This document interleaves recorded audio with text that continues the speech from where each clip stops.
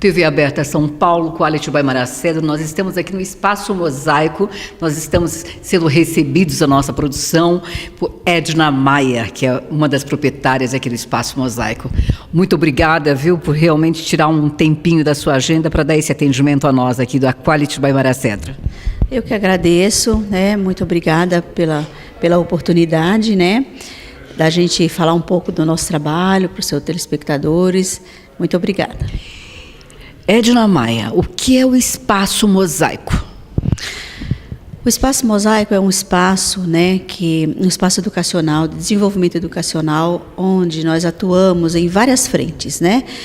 Uma é a educação, que a gente atende desde a educação infantil, o ensino, a educação básica e a universidade. Para quem? Para as pessoas com deficiência, qualquer deficiência, e para as pessoas que têm algum tipo de dificuldade de aprendizagem, seja dislexia, dislalia, descalculia, TDAH. Então, aqui no espaço nós temos uma equipe multidisciplinar, que nós temos psicopedagogos, fono, terapeuta ocupacional, psicólogo, educador, né, e professores de áreas que também, às vezes, a criança ou o adolescente não estão acompanhando um determinado conteúdo, e nós temos o professor de área que faz o estudo dirigido. E também temos estudo dirigido para alguns casos, realizado por psicopedagogos. Dona Edna, inclusive, é psicopedagoga e também é uma das proprietárias, como eu disse, gente. E olha, eu estou há tempos para vir aqui no Espaço Mosaico, porque eu sei, a nossa produção pesquisou a respeito do trabalho que eles fazem. É um trabalho maravilhoso, é um trabalho incrível, é um trabalho que realmente merece que todos vocês que estejam aí nos acompanhando desses 18 anos de TV aberta, vocês conheçam o que é realmente esse espaço, o que pode ser feito com amor, com carinho, com dedicação e principalmente com muito respeito. É verdade. Você sabe que a ética, e o acreditar no sujeito faz parte da nossa concepção de trabalho, né? Quando eu comecei a realizar estou na área há quase 30 anos. Só 30 anos, né? Pouquíssimo tempo, gente. Pois é. Então, quando eu comecei o trabalho há quase 30 anos atrás, para uma criança ir para uma escola comum, a mãe agradecia demais. Sabe, a escola ter recebido a sua filha ou seu filho, puxava um tapete vermelho, que o gratidão é um sentimento importante, né? Claro. Mas hoje, nós evoluímos muito, legalmente falando, enquanto concepção de escola para todos, né? Temos muito a caminhar, não há dúvida, né? Eu digo que nessas 3 décadas nós trabalhamos e conseguimos o acesso. E hoje nós estamos trabalhando em busca da qualidade, porque não é só a pessoa com deficiência hoje que sai das escolas sem estar alfabetizado, né? A nossa qualidade da nossa escola no Brasil ainda exige muito esforço, muito investimento, né, para que ela seja de qualidade. Mas o acesso hoje, tanto na escola particular quanto na pública, ela existe desde a educação infantil até o ensino superior, né? E isso para mim é de uma alegria, Mara, tão grande, porque a luta não foi fácil, né? Onde lá, quando eu comecei o trabalho aqui no Brasil, nós só tínhamos um único documento, que era a nossa Constituição Federal, que não é pouca coisa, mas nós não tínhamos nenhuma outra referência, né? Aí, quando foi em 1990, com a Declaração de Joint, onde definia para todos os países educação de qualidade para todos, Depois, em 1994, em Salamanca, né, também veio e definiu quem são esses todos, quer dizer, todas as pessoas que por alguma razão ou outra não estão acompanhando a escola. Então, e hoje nós temos inúmeros decretos, uma legislação muito boa. A última aqui no Brasil é a LBI, né, Lei Brasileira de Inclusão, que saiu agora em 2015, que é onde nós estamos aí regendo, né, e ela é uma legislação que abrange todos os âmbitos da vida da pessoa, né? Então está lá, também conhecida como Estatuto da Pessoa com Deficiência. Então nós temos aqui no nosso espaço vários projetos, né? Nós temos o acompanhamento com a escola, nós não acreditamos que o foco tem que ser só na pessoa, mas em todos os envolvidos, com a escola, a família, não é? Porque a escola precisa sim de ajuda, muito ainda, para colocar o sujeito com alguma singularidade. Eu não gosto de falar dificuldade, mas com alguma singularidade, num lugar de potencial. E todos aprendem, né? Basta acreditar e buscar os recursos necessários, como, por exemplo, a adaptação curricular. É uma das frentes de trabalho que nós temos aqui, Mara. Nós pegamos, você coloca um filho numa determinada escola, o sistema lá é X. Nós adaptamos todo esse material para que o aluno tenha os mesmos conteúdos com acessibilidade metodológica, né, que precisa. Então, e eles aprendem. Não fico lá no lugar de café com leite, porque a pior coisa de um sujeito é estar dentro da escola ou no trabalho, onde quer que seja, e se sentir um sujeito café com leite, não é? As pessoas precisam, de fato, perceber e sentirem que são acolhidas, que têm um investimento e que aquele profissional, seja professor ou mesmo da área, né, acredite. Porque ele passa a acreditar e realmente ocorre o crescimento dessa pessoa, desse indivíduo, não é verdade? Como para todos nós, cada um de nós, se a gente for analisar, cada um tem nós temos uma dificuldade, seja qualquer um de nós. Quando a família tem um texto que chama Bem-vindo à Holanda, né, que eu gosto muito. Então, você tem um bebê, o que você imagina quando você está grávida? Que o meu filho venha, seja o que for, mas que venha com saúde. A deficiência não é uma doença. Quando a família tem um bebê com alguma singularidade, ela tem outro caminho a fazer. Essa é a verdade, né? E que caminhos são esses? Precisa de um profissional que acredite e que o ajude a ressignificar, mas de colocar o seu filho no lugar de potencial. E eles também como pais. Porque senão vai se permitindo, e o investimento existe, mas não aquele investimento de colocar a pessoa, eu insisto muito nesse lugar de potencial, porque faz toda a diferença. Porque você, total, né? Total, porque se você, às vezes os pais investem em várias terapias, em escolas, mas está sempre com aquele sentimento, mas por que ele tem que aprender isso? Por que ela tem que aprender aquilo? Por que tem que fazer isso? Porque a escola ensina. O sistema nosso é assim, então todos têm que aprender. É por isso, né? Então, isso é o que eu chamo de investimento no potencial. Agora, precisa de uma adaptação curricular? Para a maioria dos casos, sim. Se faz necessário. Faz necessário. Porque senão também faz de conta que está aprendendo, não é? Isso é desde dos inícios do início da escolarização. Mas é possível e aprendem. Agora, chega às vezes pessoas aqui, Mara, no Espaço Mosaico, no ensino médio sem estar alfabetizado.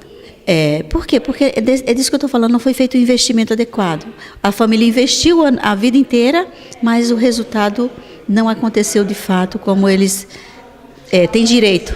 Trocando em palavras, gente, desculpe se eu estiver errado, eu quero que você me corrija, mas eu vejo da seguinte forma: ele pode aprender e deve aprender como todos e até mais, porque quando os pais estão preparados, eu penso dessa forma, o meu ver de quem está de fora, quando os pais realmente recebem esse apoio de vocês, essa informação, faz parte do alimento diário desses pais, de saberem que seus filhos, eles são seres que podem e devem ser tratados de uma forma como todos, e que realmente, lógico, como todos, mas assim, vamos buscar ferramentas de que forma que esse indivíduo, ele realmente venha buscando e se firmando dentro dele que ele tem capacidade, sim. O próprio aluno, a própria criança, o próprio adolescente,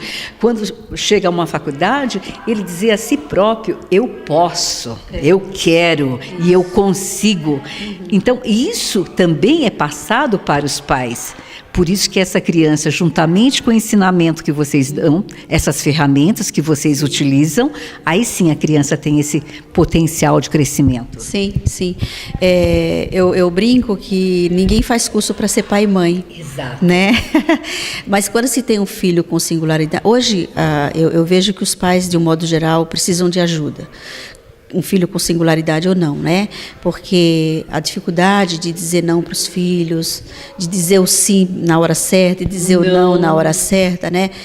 Como psicopedagoga, eu vejo essa dificuldade para todos. E quando se tem um filho com singularidade, esse lugar é muito mais difícil. Então, nosso trabalho, a gente sempre faz esse trabalho com a família de forma coletiva e individual, sempre com enfoque de formação. Não só para chamar e dizer assim: olha, ele ou ela avançou aqui ou ali. Não é nesse sentido. É realmente de ressignificar. Como isso acontece? Ora é o casal junto, ora é individual, porque é importante ter a escuta só do pai, depois só da mãe, depois os dois juntos, com toda a família. Às vezes, toda a família, não só da residência, mas toda a família envolvendo tios, avós, sabe? Então, por quê? Todos precisam olhar e enxergar ali um sujeito com potencial, e não um coitadinho. Exato. Porque a pior coisa de um sujeito é se ver, porque às vezes as pessoas não falam, mas eles sentem. Quantos passaram por uma faculdade? Aqui nós temos vários, nós temos já uns 10 jovens que passaram por aqui, que já concluíram. Atualmente nós temos 8 jovens que estão em curso, né, na faculdade, hortelaria, gastronomia, artes, vários, né? Turismo, é um leque, porque temos uma parceria com algumas universidades bem interessante, mas a gente não precisa ter parceria no sentido de trabalho, né? É igual às escolas, a pessoa vai, faz o vestibular na universidade que quiser, vem, a gente desenvolve o trabalho em parceria com a faculdade, né? Assim como é nas escolas. Quando eu estou escrevendo um texto, Mara, sobre o olhar, porque o olhar do outro, ele é muito significativo. Eu sou aquilo que o outro me define. E muitas vezes uma pessoa com qualquer singularidade vai passando na rua, no shopping, as pessoas olham de uma forma, cada um transmite uma mensagem com aquele olhar e a pessoa com a singularidade recebe. E muitas vezes não tem com quem desabafar esse olhar em relação a ele. Não é? E não é uma coisa simples, né? Eu vejo esse olhar da sociedade complexo, né? Mas eu acredito que, como nós evoluímos muito, né, também as pessoas vão se acostumarem mais com as diferenças, com a diversidade, que uma das coisas que nós primamos aqui no Espaço Mosaico é a diversidade. Não gosto da palavra inclusão, embora a gente fale, porque ainda as pessoas precisam ouvir, né? Mas eu gosto de falar da diversidade humana. Nós temos um leque de diversidades. Temos o campo da singularidade em relação à deficiência, mas temos tantas outras diversidades aí que as pessoas não olham como deveria ser olhado com mais naturalidade, né? Um outro trabalho que nós temos aqui, que nós fazemos o trabalho como nas escolas, porque nós vamos nas escolas, orientamos, damos formação, fazemos o que eu chamo de uma formação personalizada, porque vamos discutir aquele caso, aquela situação que ajuda a escola como um todo para todos os alunos, né? E também tem escola que nós vamos e damos, depende da abertura da escola, trabalhamos, damos formação desde o gestor até os professores, que é isso que deve acontecer, também muito importante. É a inserção no mercado de trabalho. Nós temos um projeto aqui, que quem coordena é a Lady Maia, né? Eu coordeno geral, mas aí tem algumas pessoas que ficam em coordenações outras. Exatamente, porque a gente não dá conta de tudo, obviamente, né? O Travessia é um projeto muito significativo para o mercado de trabalho, né? Não precisa, não é uma condição a gente inserir as pessoas no mercado de trabalho, ter que passar por esse curso, mas quando tem essa oportunidade é muito importante, porque a gente trabalha postura, empreendedorismo, emprego formal e não formal, o porquê do mercado de trabalho. Visitamos indústrias, o TRT, o SEBRAE, um leque aí de empresas, né, para as pessoas também se identificarem, e tem a organização vocacional dentro deste curso. Porque, às vezes, as pessoas chegam aqui com a ideia fixa de quero trabalhar naquilo, no processo eles vão se modificando, né? Nós temos jovens que nós acompanhamos desde a Drogazil, por exemplo, como financeiras, nós estamos em supermercado, rede de supermercado, e nós fazemos esse acompanhamento em loco, porque eu acredito que se a gente não fizer, qualquer coisinha que aconteça, quem é o bode expiatório? A pessoa com singularidade. Com certeza. Né? E a nossa ideia sempre é trabalhar com a diversidade, modificar o entorno, porque senão as pessoas não se modificam. Né? Sempre olha para a pessoa com qualquer singularidade, seja surdo, está no espectro autista, síndrome de Down, deficiência intelectual, paralisia cerebral, enfim, deficiência física, o que for cego, sempre que qualquer coisa que acontece é ele que tem essa singularidade ou ela. Não é. As pessoas no entorno aprendem muito a conviver com todos. Né? A gente vê modificações também nas empresas.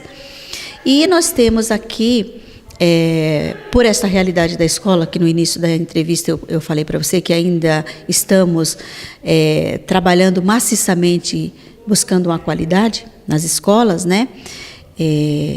Nós temos aqui no contraturno oficinas de alfabetização, de matemática, de educação financeira, de produção de texto. Temos Ulisses, que é uma oficina muito legal, que é uma historiadora que dá, e psicopedagoga, que é a Leide Maia, que fala sobre atualidades. Né? Então, é muito interessante, sabe? Eu tenho o Vivendo e Aprendendo, que é os sábados, e temos o Fazendo Acontecer, que é um trabalho que eu acredito de muita importância, que nós trabalhamos autonomia em ato. O que significa isso? Autonomia em ato. Em ato. Né? Eles vêm, a gente discute, fazemos o planejamento do mês e nós levamos eles para passear, né? Para pagarem suas contas sozinho, entrar no cinema sozinho com os amigos, no teatro, no musical, no que for. E é muito, muito importante, porque a gente vê o crescimento dos jovens, e a gente faz isso de sexta-feira à noite, porque jovem não quer passear durante a semana à tarde, né? Jovem quer passear sexta-feira à noite. Então, nós vamos para shows, né? Sábado também, nós temos esse projeto de sexta e sábado. Precisa ver que alegria. E o quanto eles se empoderam, e o quanto eles percebem, né, essa autonomia e essa felicidade de não ter que sair só com a família. E são pequenos atos, sabe, Mara? Hoje de manhã eu estava conversando com a mãe, que ela tem um filho autista, né? E ela estava me contando, porque eu estou fazendo exatamente esse trabalho para que ela adquira essa confiança, né, de deixar o filho sair. Ela disse que, Edna, fiquei pensando, e um dia eu vou te contar a situação do Uber. Ela me diz assim, então me conta. Ele tinha um compromisso lá e nós tínhamos que ir almoçar com a família, e aí eu fiquei pensando, bom, já vou determinar. Falou para o marido, olha, hoje ele vai de Uber. Mas, não, como Uber? Não pode. E eu já tinha dito que ela tem condições, o filho tem motorista para cá, para lá, né? Então, se a gente também não fizer esse exercício de autonomia, também ele não acontece, né? E foi bem interessante, porque ela disse, não, ele vai, porque senão atrapalha o nosso almoço, depois nós vamos buscá-lo. Tudo bem, pede no seu telefone, a gente acompanha, diz que o avô, ficou todo mundo acompanhando. Ela falou, quando você chega lá, você fala que chegou, mesmo acompanhando no aplicativo, né? Então, ele escreve, mamãe, cheguei. Né? Só que, quando ela disse para ele que ele ia de Uber, ela disse que ele parou, olhou para a mãe, olhou para o pai. Eu vou de Uber? Sim, meu filho, você vai de Uber. Ela disse que um sorriso daqui a aqui. É disso que eu estou falando, né? Esse acreditar, esse investimento, não é? Porque o que para nós, que não temos uma singularidade tão aí escancarada, né? Como você mesmo falou, nós temos as nossas. A gente tem essa possibilidade de ir e vir, temos essa autonomia, né? depois de uma certa idade aí que os nossos pais vão nos liberando, porque a gente interdita os nossos pais. Exato. Né? A pessoa com singularidade, ela não consegue interditar os pais. Então, nós profissionais é que temos que ajudar a esse sujeito a interditar os pais. E o que significa isso? Dizer, eu posso, eu consigo, me permita me deixar ir até tal lugar de Uber ou de táxi, não é? Ou eu sei que você vai me seguir, mas acompanhe para você ter segurança, porque às vezes o medo é da família e não da pessoa. Exato. Né?